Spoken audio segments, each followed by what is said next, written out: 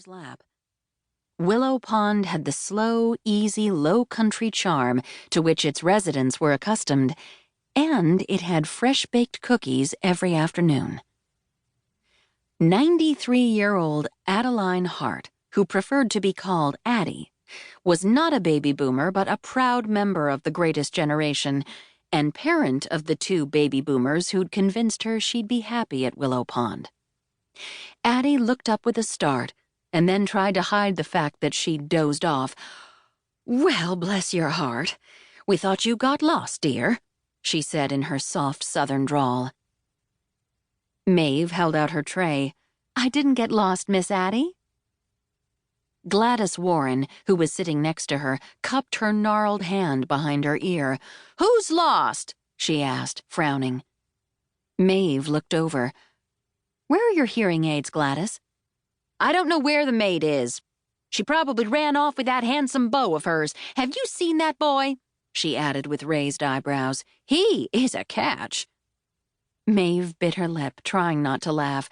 "Gladys," she said more loudly this time, "I didn't ask where the maid is. I asked where your hearing aids are." Gladys touched her ears and then scrunched her face into a scowl. "I don't know where the damn things are. Somebody must have taken them. Again." Maeve didn't argue. She knew it was late in the day. The setting sun was making the old willow tree near the pond cast a long, wispy shadow across the lawn, and it was making long, confusing shadows cross the minds of some of the seniors. Maeve affectionately referred to her charges as the Sundowners Club, and lately it seemed as if only Addie, Aristides, and the Olivetti twins didn't suffer the memory-stealing effects of the setting sun. Addie reached for a cookie. "How come you're bringing our snack today, child?" Maeve smiled, appreciating Addie's moniker for her. It made her feel younger than her 35 years, and it softened the blow of her self-imposed status as old maid. "Pam had to leave early. Her kids are in a play." "Oh, I loved being in school plays," Addie mused, her mind taking a turn down memory lane. "Did I ever tell you that's how I met my Theodore?"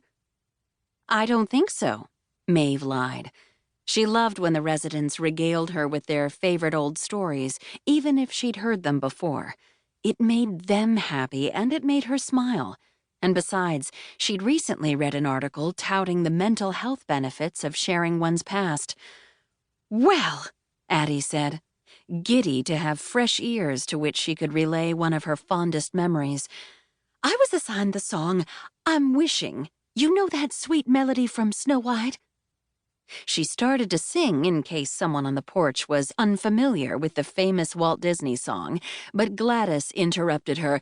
"Yes, yes, we know." Addie nodded and continued. "Well, my Theo, who was 2 grades above me, was assigned the prince's part. One song. You know that one?" Again she started to sing, but, worried that she wasn't doing the melody justice, stopped. "Oh, what a lovely tenor voice he had, and such a gentle timbre. It was no wonder I fell in love—" "I can drink a full glass," Gladys interrupted, eyeing the half-filled glasses on the tray. "I know you can," Maeve said, "but why don't you start with half? You can always have more." Gladys rolled her eyes and mumbled something inaudible, but then took a glass from the tray. "When's dinner?" she huffed. "In an hour, so don't spoil your appetite," Maeve warned as she made her way around the porch. "Thank you, miss," Aristides Lincoln said, nodding politely, his dark eyes sparkling. Maeve spied Tallulah curled up in his lap. "I see you're the chosen one today, Aristides." "I am," he said, grinning as he stroked the cat's soft fur with one hand and took a cookie with the other.